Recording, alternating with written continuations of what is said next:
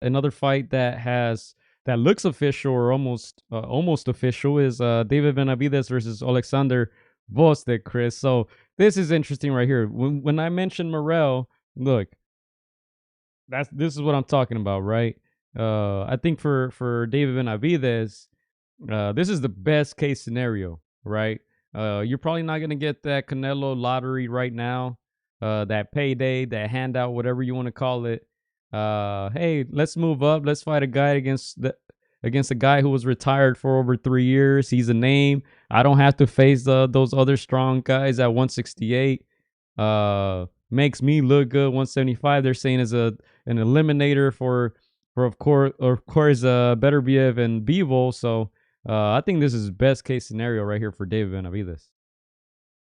Yeah, I was a little shocked that he moved up, but again, it's probably a lot of pent up frustration. And like you said, he's looking at the next best thing. And this is a little bit surprising. Bozdik once upon a time was, the number one, two guy in that light heavyweight division until he came up against the monster that is Beterbiev. And, I don't want to say he's damaged goods, but he's a little bit off his prime. He talked about the activity. You and me called the fight. We gave our thoughts on how Gvozdyk looked. Of course, he was going to be a little bit rusty. He looked better the second fight that he had since then. But I don't see him being at the height of his powers the way he was 4 years ago, 3 years ago. So it's an interesting matchup. It's an interesting matchup. Benavidez is a smaller, but not truly smaller fighter. Because we know that he balloons up. So this is a very interesting fight. We know that David Benavidez struggles against pure boxers early on, but he finds a way to break them down. So I don't know. I'm very intrigued by this fight. It's a fight that I didn't know that I wanted, but I'm very intrigued. I just want to see the Gvozdyk that comes in as close to his prime to make it a great fight. Yeah, Chris, I don't think we're getting that, man. To be honest, I wish I shared the same feelings as you, but look, take a look at Alexander Gvozdyk, obviously from the Ukraine. He's 36 years old now. 36 years old, 20 and 1, 16 KOs. Of course, that loss came to Arthur Beterbiev that basically retired him. Arthur Beterbiev walked him down. This fight pinned both of the best guys at 175. I remember rooting for Gvozdyk in this fight, and I just couldn't believe what Arthur Beterbiev did to him. He just beat him up. He beat him down. That was insane to watch. That was in 2019. Gvozdyk didn't fight again until 2023, Chris. We were there. We were actually the commentators for that fight. He fought in a local show, Chris. Pomona. It wasn't even televised. He fought against a guy who looked overweight. 6 round fight. What was it? 6 round, I believe. A 6 rounder. It was just a little comeback fight for Gvozdyk after so many years. We thought he was done, retired, took this fight. The guy was 20 and 34. Like I said, we were there ringside. He looked good. He looked sharp for a guy who hadn't fought in over 3 years. And then he took two more fights after that. He was on the Canelo undercard in September. So I think him coming back now against a young, hungry champion in his prime, I think is dangerous. I think he's gonna lose. I think he gets stopped, and I think he retires for good after this fight. Yeah, that's if you're making a run back and with the mindset of challenging, rematching a guy like Beterbiev, possibly fighting a B-Bowl, because he told us in an interview like I'm coming back to go for the title. I'm a little shocked that he's going after a guy like Benavidez. You mentioned it, young, strong. You know, this guy is out there to hurt. He's out there to break. The last time a guy like last time Wolsey fought somebody like that, it didn't turn out well. So but I am a little surprised he took this fight. But I mean, he must believe in himself, and he's gonna try to turn back those 4 years. And what better to dismantle somebody with a name like a Benavidez? So again, it's a tough ask in my opinion because of that inactivity. And again, yeah, you got a beast in David Benavidez. So I wouldn't say David retires him, but I do see him breaking him down after losing a lot of early rounds in my opinion. Yeah, look, let's just take a look at Gvozdyk fought a guy at 28-4, beat him in 2 rounds, fought a guy 19-6, beat him in 6 rounds. And like I said, the guy 20-34, he got a decision against that. So, Big Bro disagreeing with you, Chris. He says, how's this interesting? David's going back to his Lemieux type of fights. Gvozdyk has been retired for years. It also says David's ducking Morrell, moving up to fight a washed Gvozdyk. And then shout out to the other guys in the chat, El Pachuco, the boxing meth head, also here in the chat. Yeah, Chris, man, I think this is a dangerous fight for Gvozdyk. I don't think you go back in there against, like I said, a younger guy in his prime. Being out of the ring for so long, 36 years old.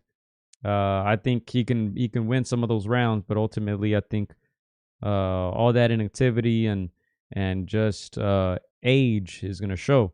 But look, things are shaping up, Chris. Benavidez has an opponent, but Canelo's gonna uh, announce an opponent now. Munguia just fought not too long ago. I'm sure he's gonna get an interesting fight next. So things are getting hot, and obviously we're still waiting for the official Arthur Beterbiev and Bevo announcement. I know they were flirting with those announcements and all that stuff. I haven't heard anything official. I don't know if you have. Yeah, nothing yet. They're saying June, but I don't know if that's official. I think they're saying around that. Just to clarify, Gio, I said interesting. I didn't say competitive. It's interesting because, like you mentioned, Gvozdyk is the name. So if David wants to go challenge those other two monsters in that division, it doesn't hurt to have a guy like Gvozdyk's name on your resume. So it's interesting. I won't say it's competitive.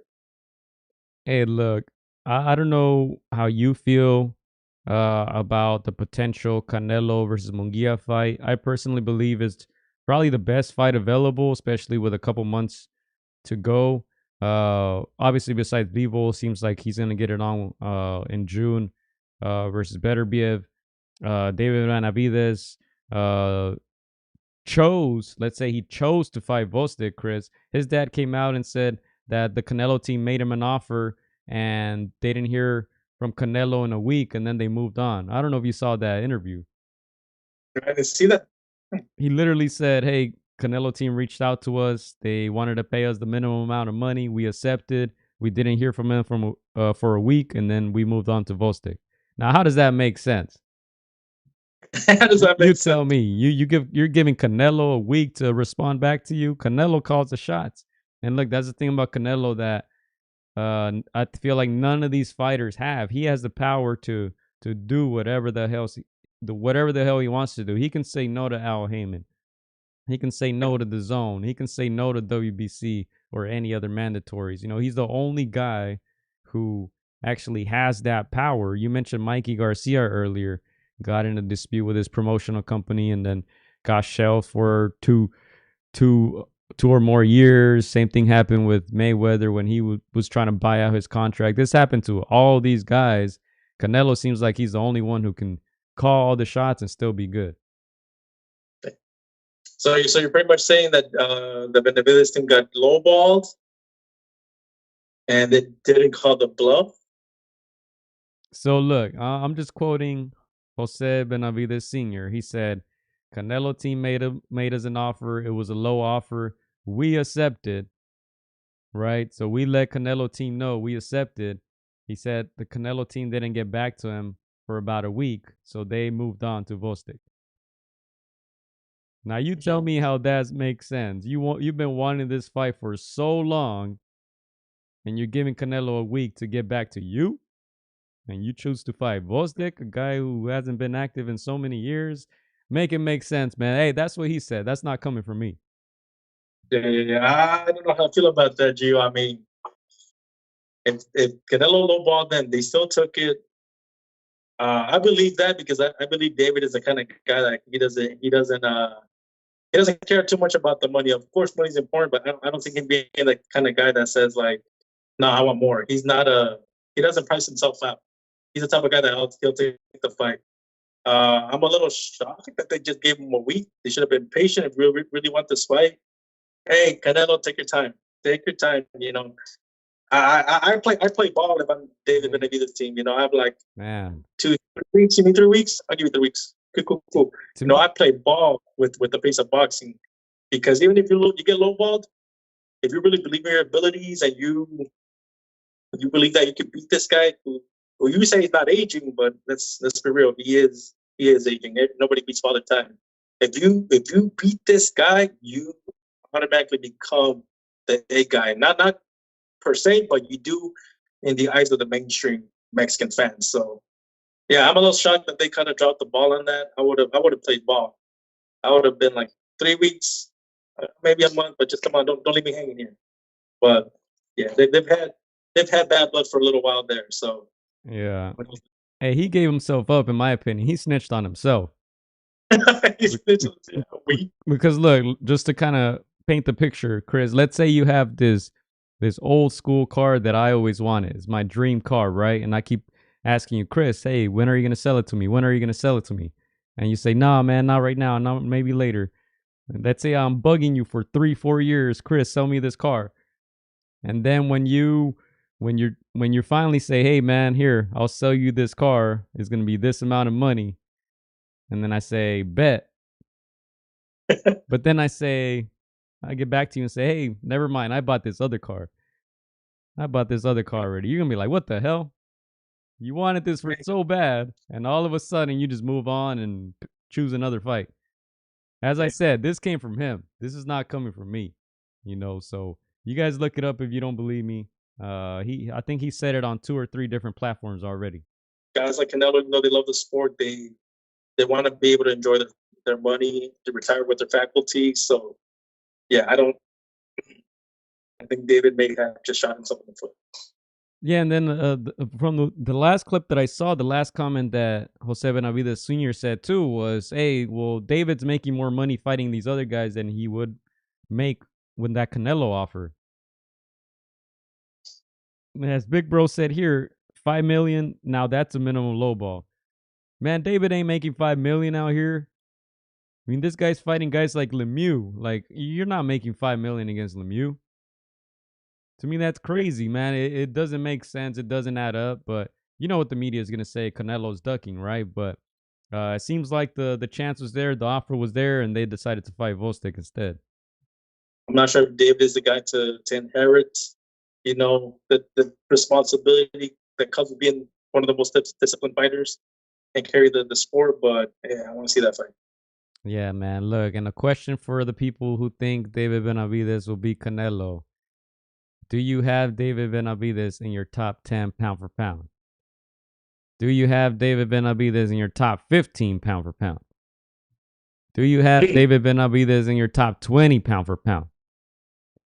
There's a reason why you don't, man. Hey, I hope the fight happens, and I do believe Canelo wins. Benavidez just doesn't have defense, man. But look, it's a great mainstream topic, right? Great mainstream fight. I'm sure a lot of people are gonna watch this clip when I chop it up, but we'll see, Chris. We'll see what happens. All I know is the Benavidez team chose to fight Gvozdyk, and Canelo's still looking for an opponent.